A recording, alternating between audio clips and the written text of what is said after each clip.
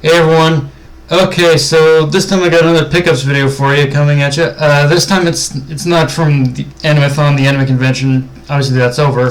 This time it's some goodies I bought from Right Stuf. And just kind of jumping right into it, starting off with stuff that's not really that kind of is just kind of stuff I bought to fill in the blanks of other series.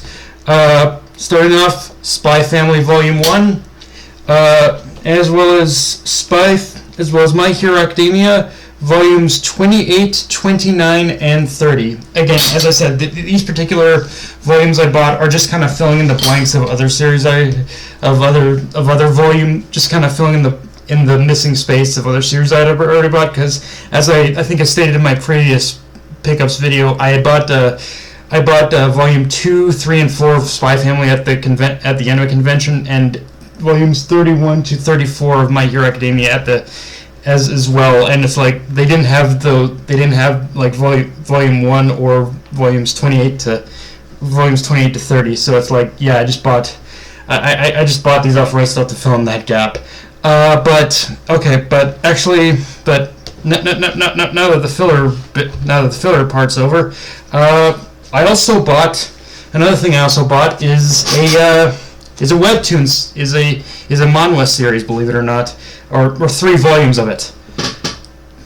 Beginning After the End, volumes 1, 2, and 3. And yeah, you know how a lot of people say that Mushoku Tensei, for a lot of people, Mushoku Tensei is the series that pretty much made them see and convince them of what isekai is capable of. That's what Beginning After the End is to me. Like, I can't say I've ever really hated isekai series, isekai anime, but it always felt like no matter what series I watched, there's always that's one thing missing. And for a lot of people, the beginning of Mushoku Tensei was their sort of gateway to realizing, okay, isekai can be at that level of writing of like a Full Metal Alchemist or a Death Note even. That's what the Beginning After the End to me. Beginning After the End is a series that made me realize, given the right person, given the right writer, isekai can have an amazing story. Now, obviously, these volumes are the manhwa version of the story. So obviously these volumes are like of the manhwa version of the story. So I should probably just quickly tell you, just get this out of the way. Yes, I am reading the novel, and the thing about the debate about the novel and manhwa to me is that for me personally, both the manhwa and the novel are two sides of the same coin, in the sense where I believe, for me, the manhwa is sort of like, I believe the manhwa is more or less, I believe Turtle Me and is telling the best way he can in order to adapt the story of the Beginning After the End into comic book form. And don't get me wrong, sometimes he does stumble with it, but I think one of the interesting things about the Beginning After the End manhwa for me is that Turtle Me is trying to adapt the series of in a way that's much more visual, obviously, but also because comic is a visual medium, obviously, but he's trying to use that visual medium in a way where he can still tell the exact same story without the written word, if that makes any sense. Like, he's trying to tell the story in a way where we don't necessarily need to always 100% rely on the written word of the novel. That's kind of my viewpoint of it, at least for me. But granted, I will also say I'm still a little ways from catching up to the novel. I'm still kind of in the early sections of the novel, so I can't say 100%, but that kind of I've already kind of just gotten that feeling kind of thing of what. But yeah, like I said, Beginning After the End, I really love the series, so I thought, you know what, I'm just gonna pick up a few volumes of the manhwa, and I'll probably pick up more. So yeah, but okay, now we're getting to the just kind of the stuff you kind of expect for me to buy. One Piece collection number 31.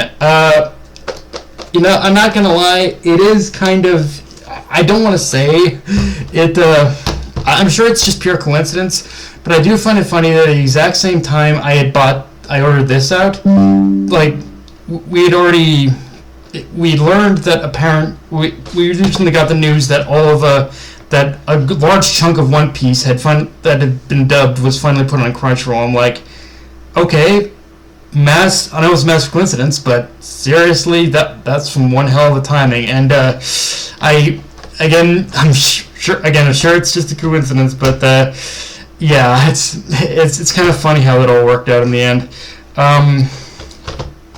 And final thing, Devil is a Part-Timer Season 1 on Blu-ray. Yeah, with season 2 like returning, I thought it only made sense to just to buy Season 1. And honestly, I know it's gonna sound weird, very weird, but Devil is a Part-Timer is one of those series, not just anime but series in general, that just kind of makes me say, this is why I love anime. Like, the concept of a Devil is a Part-Timer is so incredibly bonkers, so insanely out there.